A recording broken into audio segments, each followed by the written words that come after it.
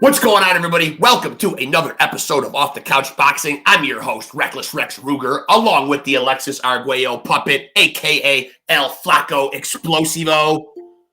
And it's your boy, Frank Bengz, a.k.a. Frankie the Flamethrower, back with another one. Yeah, and our guest is already here, man. We already made him wait long enough. We don't want to get them hands, man, so let's definitely get him in here, man. Oh, we lost his video. Oh, there he goes. He's back. Don't blame me for us being late, man. Blame Benji's, Brandon, please. If you're going to punch anybody in the face, punch him. Here. Yeah. Good, man. Thanks for It's having good to have you on here, Brandon Cook. I appreciate you, having the patience while we slog through some technical difficulties, man. And first of all, we got to get it right off the rip, man. How do you arrive at your nickname? We're big nickname guys here. How did you arrive at being Brandon the Bad Boy? Pretty much fighting on the street when I was that's the reason why I got into boxing. Like, that is bad, Brandon. That is bad. I was kind of like I would go in there and try to knock everybody out with the one punch, and they just called me the Bad Boy ever since. I was kind of bad in high school, but weren't we all? Every kid has their day. So congrats, first of all, man. You just had a win last month. Who did we TKO? Luis Gutierrez, disposed of him. So what's next, man? How active do you want to be in 2024? At the moment, we're actually trying to figure that out right now. We've been waiting for a call, but it's kind of hard because we've only been getting like 10 days notice half the time. Yeah. Like I work a full-time job, Monday to Friday, install windows and doors. Yeah. So it's a little tough to be ready for 10 days. Yeah, that does suck. I know. I wouldn't be ready. I couldn't be ready for anything in 10 days that was athletic. I got to put in a day. My job needs notice. Yeah, come on, man. Jesus. But yeah, he's not too happy if I got to take time off too, right? But he is. I've worked there since 2009, so like my whole pro career I've been there. So he's been pretty good with time off when I need it. Yeah. But take about a week off before the fight. Yeah. So. Now I want to ask you, because we did just at the time of us recording this, we just saw Jaime Munguia fight last night. That's a guy that you shared the ring with. Benji's over there was not so impressed, but what's your assessment of him and where does he go from here, man, at 168? At 160, I can't believe he can, like, the size of that guy. I don't even know how he made 154, tell you the truth. Yeah. Big boy. He looked like his curve was pretty good, but he was getting hit with too many shots. Last night. I agree, Brandon. I thought like the elite guys at 68 are going to put a lot of hands on Canelo, I think. Well, I don't know. It's a story once you get to like the higher game, right? Yeah. Yeah. Munguia, don't get me wrong, he's good. Like when he hit me, he can punch. I'll give him that. But like, skill wise, like I think there's much better fighters out there, like Benavidez or Canelo, right? For 168. Oh yeah, without a doubt. Yeah. He's 154. Good for him. Yeah, but something I'm curious about, and I don't know if you experienced this in the ring with him or not, but something I noticed watching him fight Ryder last night was even when he's like beating the guy up, he seems like he does a lot of jawing and pushing and shoving and kind of acting like angry for some reason. No, I don't know. I don't know. I guess maybe Freddie Roach now too. I don't know if anything through that. Like I don't know. It was different watching him. I couldn't believe the size of him. He's huge. Yeah. He did look huge. Yeah. Walking around like over 180, 185 probably. Yeah. Now, when you got your start in boxing, who was that guy for you? Was there a guy you put up on a pedestal and watched and admired? Well, it's always been Tyson. Yeah. Iron Mike, huh? That's what, like, those one-punch knockouts. Yeah, I remember those pay-per-views. I remember laying money off of those pay-per-views, and you couldn't even go take a piss. You'd come back, and it'd be over. Yeah. No, he's one of those guys that you love. You're coming for a fight. You know you're going to see. That's how I like to do it. Like, all my fans know that I'm coming to fight no matter what, win or lose. Yeah. It's a fight. Obviously, when I fought Munguia, it was a shit. It is what I only had. My excuse is only had one shoulder, but I should have done much better than I did. But it is what it is, and I didn't get hurt. I was fine, other than I had to get my shoulder reconstructed. But it is what it is. It was Were good. you able to adequately train for Munguia? Pardon me? Were you able to adequately train for Munguia? I mean, you talked about taking a lot of fights on short notice. Was that one of them? We had a 4.5 weeks notice for that. That's not a lot, right? No, it's not a lot. And I injured my shoulder like 3 for the fight, but I wasn't giving up the opportunity because it was my left. And if I hit him with my right, I thought I'd knock him out. Yeah. But it didn't work out that way. But I was supposed to fight Kell Brook just before that, and Kell Brook pulled out. Yeah. That's frustrating. That's frustrating when fights fall through. I imagine. It's tough, but it happens all the time, right? You just got to roll with the punches pretty much. And hopefully, like that Kell Brook fight didn't happen. All of a sudden, I fought for a world title. Yeah. At least things work out. Now,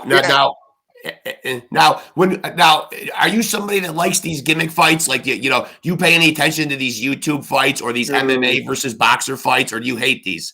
Man, it's crazy. Guys like me have been doing it for how long and can't make that type of money. And these guys are crazy amounts of money. And they don't even have to work. They do it. It's frustrating at times, but good for them. I guess Jake Paul has come a long way from when he started. Now it kind of is. I don't like the whole thing myself, but it brings more fans, I guess, to boxing, right? More people watching. I think it brings a weird fan base, though. Brandon. It does bring out the weirdos. No, not even the weirdos. Just the people that never really watched. Like, they don't really have a real assessment. They just have an opinion. Yeah, and they're booing people half the time when there's no action, right? Like, they don't. Now, I gotta say, man, you got. I mean, Jake Paul's making a lot of money, but you got a lot of belts back there, man. Yeah, I like belts. Yeah. Yeah, belts are nice, man. Belts are something that you can't. Money's great. Money's great too, but I'm a boxing fan and I like belts. Yeah, that's a nice shot. God bless belts. I know. I think we should create one for our own podcast, man. I mean, come on, haven't we earned the right? I mean, hey, if you look at the guest list, I feel like we have. I mean, but I feel like right now, if we were giving it the best guest, though, we'd have to give it to James Toney off Red.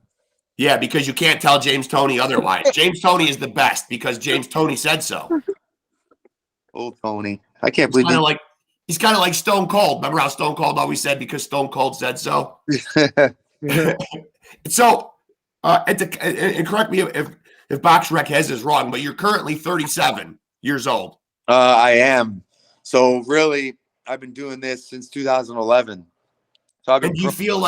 And you feel like there's a certain age or a certain time that you have a stop date on boxing, or are you kind of playing it by ear? To tell you the truth, I'd probably like to just finish this year off, and just see what I can do at the end of this year, right? I just had a kid 2 years ago, so he's 2.5 now, so it takes a lot more time. I got to train in the morning, then I work all day, then I train again, so I barely get to see him. But I feel like I've done quite a bit in boxing already for myself. Like, I never thought I'd get to a Canadian title, let alone like 7 different titles I've won. Yeah, and fighting for a world title in Vegas. It's been a dream for that, just to get there. I'd love to have one more chance, but like my time's coming to an end, right? I'm going to be 38 this year. Yeah. So like it's. But we were also talking with another guest previously, though, about sometimes, though, there being a misconception on when a guy's actual peak is. Because we always think that it's like when you're 25 or 30, but then we see a lot of guys still doing incredible shit in their late 30s and 40s. Yeah, that's true. No, it just takes so much time with a full-time job. It's hard on the body, but I'm not over yet. Like I'm going to see what happens this year. And if I keep winning, obviously I'm just going to keep fighting. Yeah. Right now, I think I'm ranked 24th on BoxRec.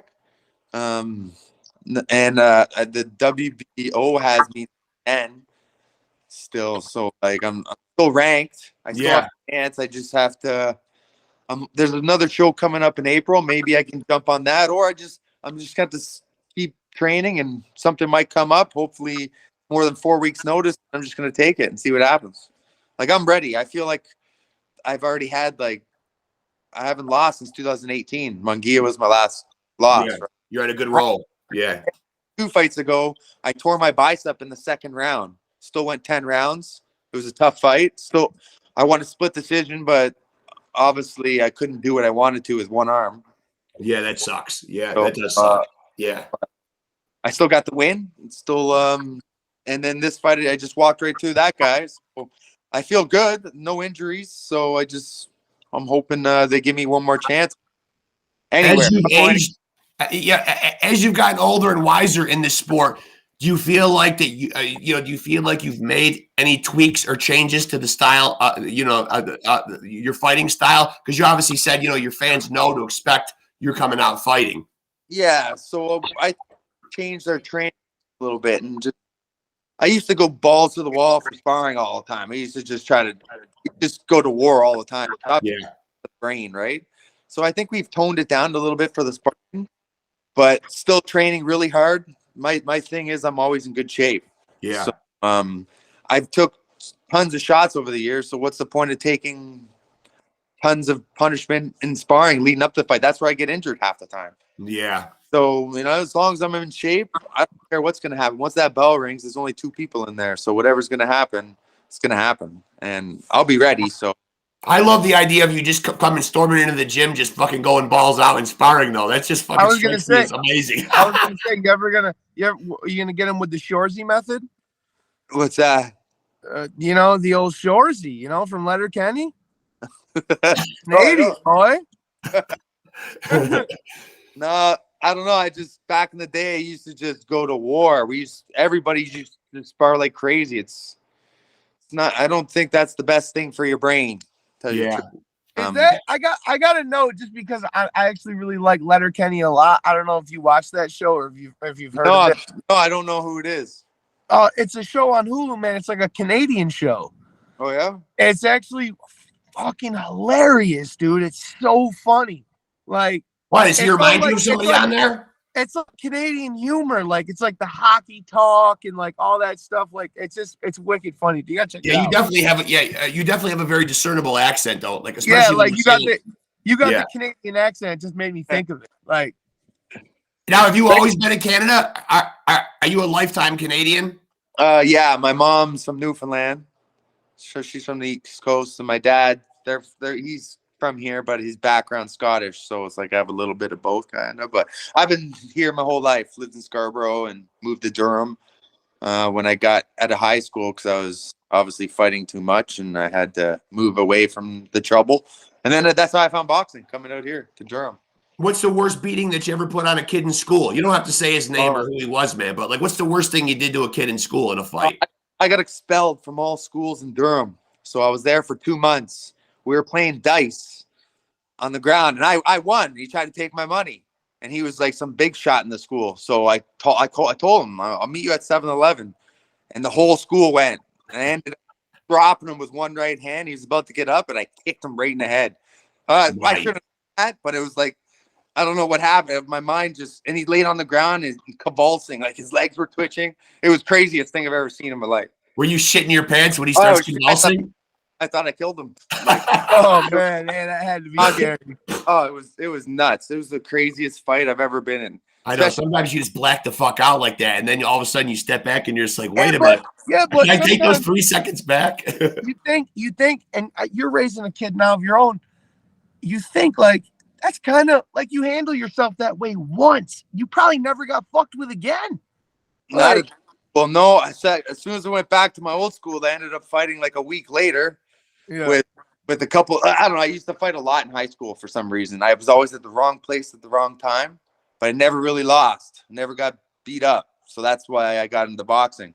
And then first time I got into the gym, I got my ass kicked by the coach. I've never been beat up before, and I was like, "Fuck is?" Then I just had to keep going back. I didn't like get beat up. And so you just had a penchant for this. You just had like a knack to be able to throw hands. Like even before you started training boxing, you seem to have a good knuckle game. Yo, my right hand would, if I hit you with it, you're down. Anytime I hit somebody with it on the street, they'd be pretty much. It lasted from the right hand. But now I have a left hook. I have a much better left hook. I've been working on that. So it's not just the right hand anymore. Now, with the street fights, did you sustain a lot of hand injuries? Yeah, I broke my hand at least like 5 or 6 times. Yeah, that's almost unavoidable. Like a sledgehammer. Yeah, it's like people think you could just go around like in the movies and just be exchanging bare knuckle blows with guys in the street. You know, that looks good on film, man, but you really can't do that in real life. I don't even know how these BKB guys do it, like the bare knuckle boxing. Yeah. Like, their hands and their face are just mad. It's great money, I'm sure, but Yeah. Well, they still got a small wrap on their hands, right? It's not. no, it's just around the wrist. Nothing on the Oh, Yeah, knuckle. nothing. really? I Yeah. haven't watched it. Absolutely nothing in Kinda BKB. sucks. Yeah, Those fights absolutely are nothing. crazy. Yeah. So, have you thought about like what life after boxing looks like? I mean, are you still going to keep a foot in the sport? And you know, Oh, a yeah. lot of guys we see them segue into, guys that run a gym or guys that continue to train fighters. Do you have any plan to stay rooted in the sport? Well, I've been in the sport since 2005, I guess, for amateur, and then I turned pro 2011. Yeah, I definitely have. Like, I got a lot of guys at the gym that are coming up too, and I guess some of them look up to me. I would love to, travel around with them, do the exact same thing I did, and Yeah, see how they can do it. Like, I still want to stay in the sport for sure. It'd be hard to get my own gym, but I have 2 different gyms that I go through, so like I can still train people, make some extra money, and I work a full-time job in windows and doors, so I got work. I'm Yeah. still work. I just got to make sure my hands are good and I don't break them too many more times. yeah, don't do that. And now, what about Yeah. current favorites in the sport? Like obviously you're a boxer, but you're also obviously a fan. Are there guys that you could take a step back at who are currently fighting right now and look at and admire what they do? Who are some of your peers that are your favorites? Oh, Canelo was one of my favorite. Even when I fought like on the card with him, he was a totally nice guy. Yeah. I just love his style. The way he fights, that's how I'd love to fight. Yeah. It's just the way he only fights like 2 times a year now, but like when you get to that level, You can do that. Yeah. if you want, you're making millions of dollars. Yeah. Would you say that he's still the face of boxing right now?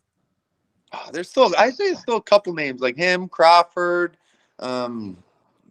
Davis, the guy from Japan there. How do you know? Yeah. Yeah. Really good. Yeah. Like, a lot of good guys.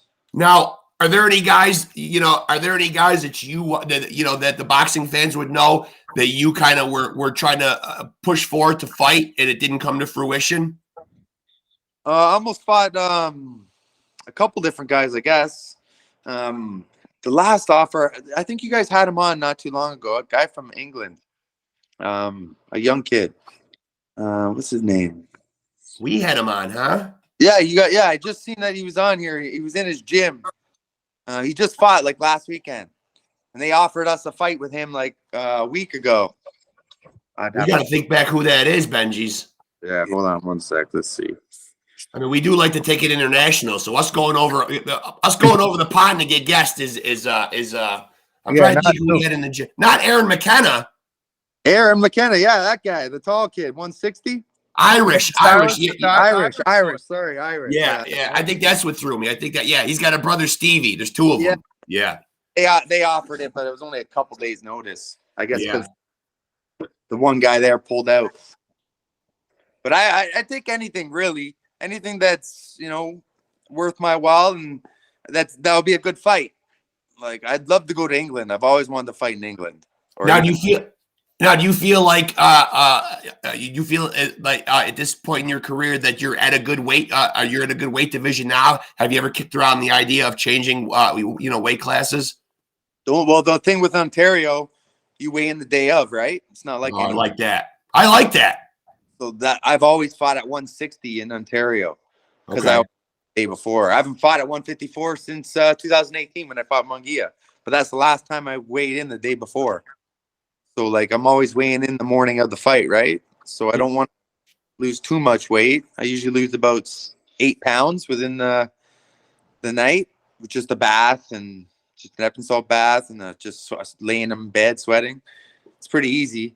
So you walk around pretty close to your fighting weight most of the time. Like right now I'm about 178. So I fight at 160, right? Like, but fight week I walk around about 168, 170. How do you pack on the weight up in Canada? What is it? Those French fries with the gravy?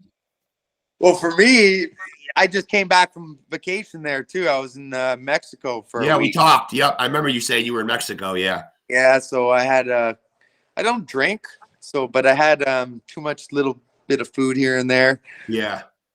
After another week or two, I'll get right back into it again, and then go from there. I got to see what my promoter wants to do with me, and because it's too hard for me to be ready for less than 4 weeks. So I'm hoping we could figure something out and go from there, I guess. If not, how many times would you like to fight in 2024? Obviously, we're not even a month into the year yet. 3 nice. Three would be nice. 3 times last year. Yeah. I could have fought 4 times, but I had the surgery right after my fight in April, and then I missed the September show, and then I fought in December. So you're thinking, unless you just had 3 opponents and beat them, pretty handily, you would probably retire at the end of 2024, or? It all really depends, right? My coach doesn't really want me fighting too much longer as well. I guess he's looking out for me because I just want fighting, obviously. But you are 26-2, though. I mean, that's a pretty damn good record. Yeah, I'd love to get to 30-2. Yeah. But hey, I never thought I'd be fucking 10 when I first started, and then I got to 18-0 and I fought Butler on today, 7 days today. Yeah.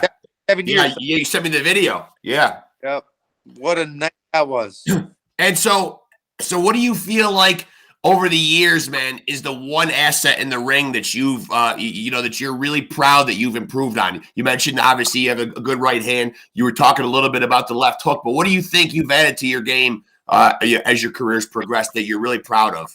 Oh, my left hook for sure. Because when I first started, I didn't have any left hook at all. I don't even know what a left hook was. Yeah.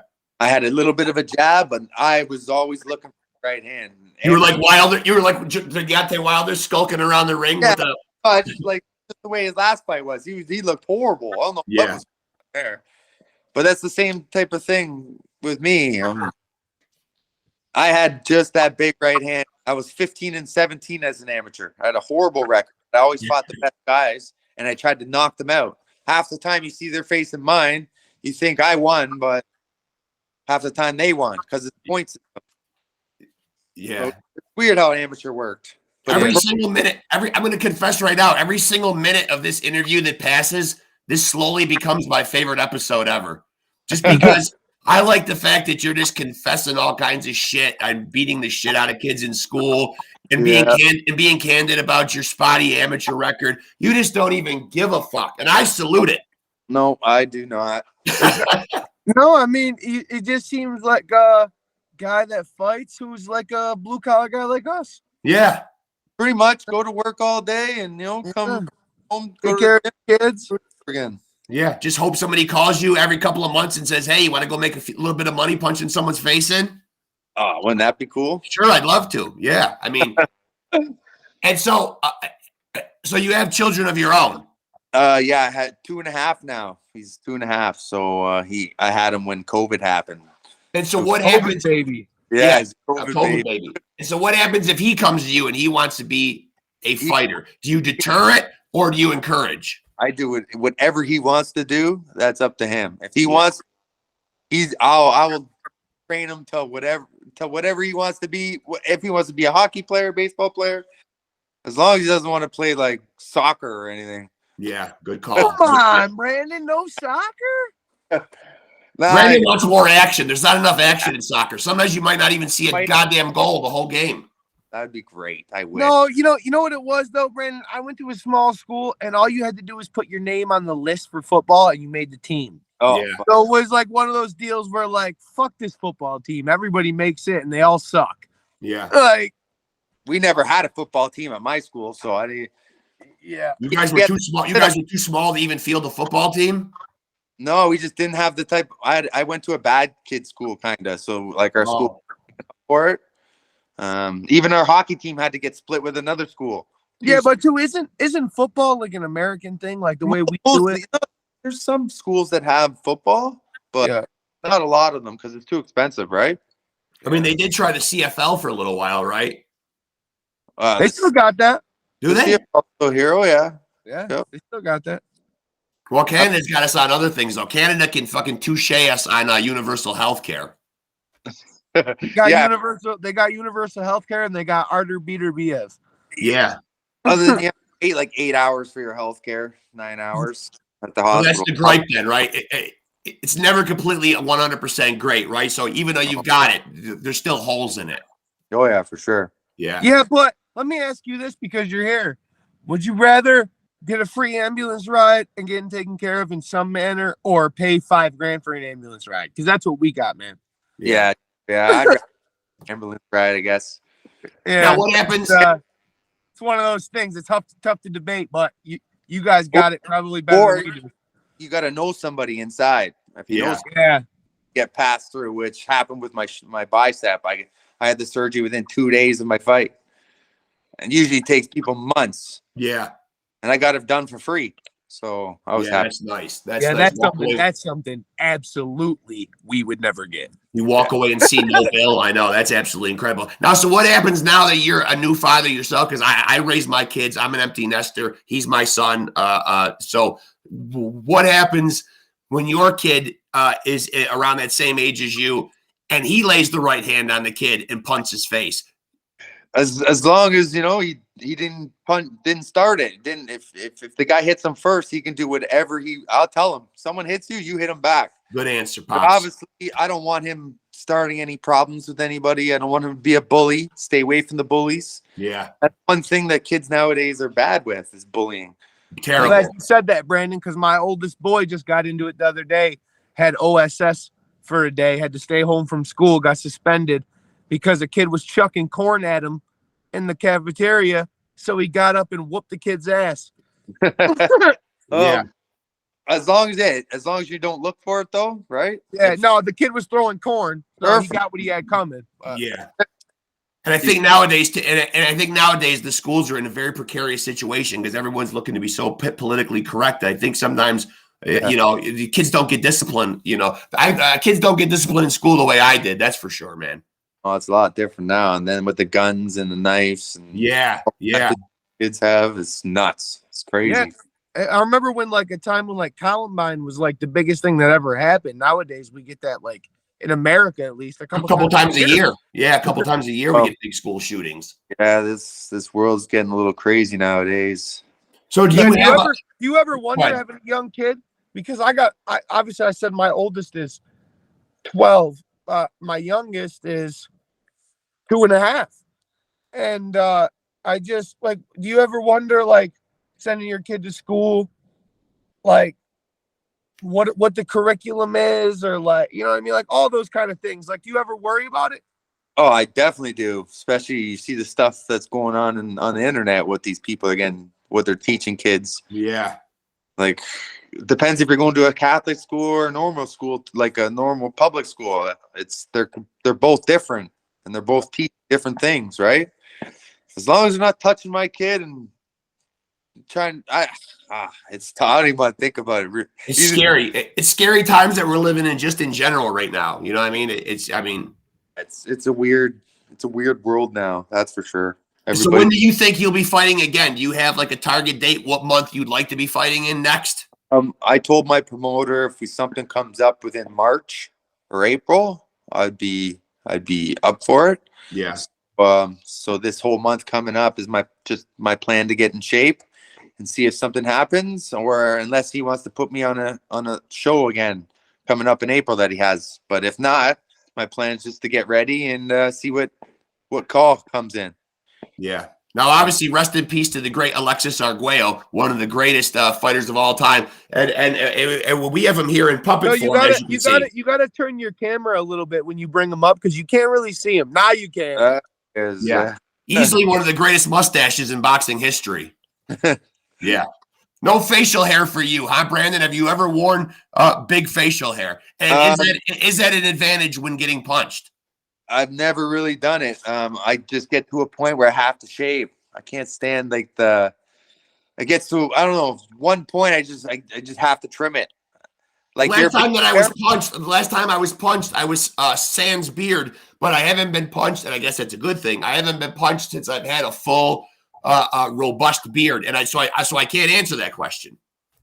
I always have a chin strap when I fight, so that's good. Yeah, I always back.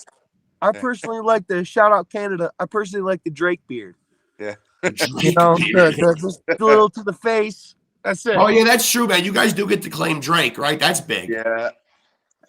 Yeah, he's always around too. He's always going to the sporting events, and yeah, he's supportive. Yeah, except one thing I will say, Brandon, whatever Drake bets on for his ticket, you bet the opposite. Yeah, because he's been losing quite a bit. Yeah. Those are bets. There's no way those are real. Yeah, I think the same thing because like he's throwing like $1 million. Yeah, he's throwing around crazy amounts of money. I feel like Floyd Mayweather kind of is a little loose with his money too, because I feel like that's on the low. I think that's one of the reasons why we see him pop back in every couple of years and fight these fights. You know what I mean? Like, he's got to like to live lavishly, and then he has to go probably like, replenish a little bit. You know, I mean, he's going to fight John Gotti's grandson again. Then he's going to fight Manny Pacquiao at an exhibition. Why? Oh, for millions of dollars, I think. Exactly. For millions of dollars. Yeah. Those are good businessman, but it's ruining his career, I would say. I don't know. His career's over, obviously, but like, who wants to see that? Is he the GOAT, though? I mean, you say for millions of dollars, but I mean, I can confidently say that it sounds like you and me and my dad aren't buying that shit. No, I'm not. I'm streaming it, if anything. Yeah. Buy it. I'll illegally stream any damn fight out there, man. But so do you think that he's the GOAT or boxing? Obviously, we hear that talked about in all sports. Who's the GOAT? Who's the GOAT? Do you definitively have an idea in your mind of the GOAT of boxing? I don't know what it is, but I know Canelo's not, I guess because he lost to Bivol, but like I've always thought like he was like this his style. I don't know, there's something about him. I just love the way he fights. I don't see why he can't be in the GOAT conversation. Yeah. He's going to retire with a fucking killer record. He's going to retire with a lot of accolades and a lot of names on his resume. Beat a lot of names, and just even the Mayweather fight when he fought him, he couldn't hit him, but he was young too, right? Yeah, it's actually funny we're going back to this because that's just something I was going to say earlier and then I forgot about it. But my dad was saying that Munguia, guy, that you shared the ring with, he's now, what is it, 43-0 or 44-0? 43-0, I think, after last night. Yeah. Well, if he gets to 50-0, can you really even still argue that he's better than Floyd? Because Floyd beat 28 world champions. Munguia has not done that. I feel like they just look at the win-loss because Rocky Marciano had a lot of speculative opponents on his resume too. I feel like they just looked at Rocky Marciano was 49-0, not who he fought. Floyd just had to get to 50-0. Yeah, but Brandon perfectly teeters right between us in age, and I think he's going to agree with me that the younger generation we scrutinize, man. Yeah, Floyd scrutinize away. 50-0. He did fight a lot of world champions. I give him that, Floyd. Yeah, he was good back when he was younger. Like when he started getting a little older, though, I think his style changed and just the way he acted.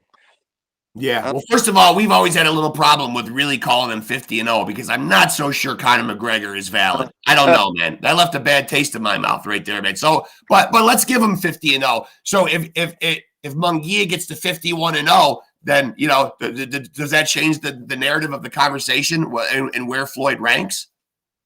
I don't know how that would. If you look at all the Munguia's fights from the first 30 fights, almost. Yeah. Plus, he's only 27 years old. He can still do it for quite a while. What's Canelo's record? He's like 60 and like 3 or how many times has he lost? 62-2. Yeah, he's got 2 draws. Yeah. See, like even he has a ton of fights, but obviously he doesn't have the O anymore. So yeah, that's how they're looking at it. But no, I think the O doesn't really matter though. But it's all the names. Yeah. Names. Like the only person that remotely compared is like Pacquiao with the names, or like De La Hoya. True. And those guys are still great, even though their O's are are non-existent. I mean, I feel like Floyd's kind of spoiled the boxing community with getting guys hung up on the O, and I think that's why we didn't get some great fights for a while. Now, 2023, when Tank and Ryan Garcia really opened it up and fought, and then it became a year of just great fights, and guys were more. We saw Spence and Crawford. We started to see really good stuff happen. Yeah, I'm hoping this year is even bigger. Yeah, I do too. Yeah, two top guys fight each other because you actually don't know what's going to happen. Yeah, it is fun. Well, I'll tell you what, man. Yeah. Go ahead, Benjis. No, go ahead. Go ahead. I gotta say, man, Brandon's got my vote for one of the more fun interviews, man. I gotta say, man, he's come out here and had a ball with us, man. I appreciate you doing it, man, and especially staying up so late. It's a school night for me. I gotta work in the morning, man, but this has been worth it, man. I'm glad we got to do this. I gotta be up at 5:30, but that's okay. Well, so we appreciate you staying up too.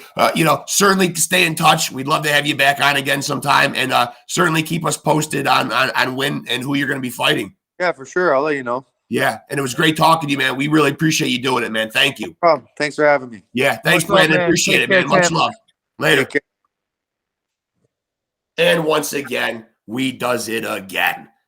He was fun, man. He was fun. Even talking about beating the shit out of kids in school. Come on, what's not to love about that, man? That is Brandon Bad Boy Cook. And you know what? Sounds like he really lives up to his nickname. He was a real Canadian. Yeah, he was. Out. I'm going to go out. Yep, that guy was a real Canadian. Yeah, he was. Hardcore, man. But hey, 26-2, 18 knockouts, man. If he doesn't go check out Letterkenny, dude, he's bugging the fuck out. He might go back and watch this, man. Maybe that's a Canadian. That's a Canadian show, dude. It's hilarious on Hulu, dude. If you haven't gotten to check it out yourself, check it out. That shit is funny. And I certainly would like to alert people to please go and like and check us out on Facebook. Like, send us a friend request, follow us. Whatever you're comfortable with, whatever your level of commitment is. And if you're watching right now, please subscribe to the channel, man. Hit the notification bell, man. Stay locked in, man. You get killer content like this every single freaking week, man. And a big shout out and thank you to Brandon Bad Boy Cook, straight out of Canada, getting that free health care. Yeah. Sounds like he needs it too, man. He likes to go around punching people with his bare hand and landing that right on dudes. Mm-hmm. Gotta get them broken hands fixed up in a hospital somehow, man. And when you can get it done for free, hey, done deal for me. I love it. The Alexis Arguello puppet, certainly approved of that episode, man. Endorsed by him, man. His mustache got a little love. We even turned the camera to get him in there. Hey, at the time of this recording, it's 9:54 p.m. Eastern Standard Time. That's right. And the Super Bowl has just been decided. It's Kansas City versus the San Francisco 49ers. Yep. There's your Super Bowl, folks. The Patrick Mahomes train will probably roll on, but that's my early prediction right now. But I would probably agree with that early prediction. I guess we will see. And hopefully people aren't trying to predict what our new AKAs are going to be, because they've just been coming and they've just been popping into my head like popcorn, man. It's been Orville Redenbacher in my head, man. Just crazy AKAs. I'll bust off a few. You got some new ones too? Yeah. Couple. Okay. Well, in honor of my father, let me say Reckless Rex Ruger, a.k.a. Celt DB. Do you remember the significance of Celt DB? Dude, how could I forget? And I got to interrupt you and say on this podcast right now that your granddaughter hit me with a moment today in the car. It made me a little I got a little dry in the mouth for a second, a little crocodile tear. Yeah. A little teary-eyed because she said to me, "Daddy, I miss Papa's daddy." Yeah, that's nice. And she didn't even get a chance to know him, man, but she's seen the pictures and we keep them alive. Exactly like our last episode with Levert Forrest, keeping the memory of Vernon Forrest alive. We've always got him in here. Yeah. Always. I'd also like to add Reckless Rex Ruger, a.k.a. the Welsh Warrior, a.k.a. Dr. Thunderkiss, a.k.a. Piggy Entwistle. Right. Piggy Entwistle. Yeah, Piggy Entwistle. Yeah. So you're just adding a couple on. You're not starting from the top. I could go.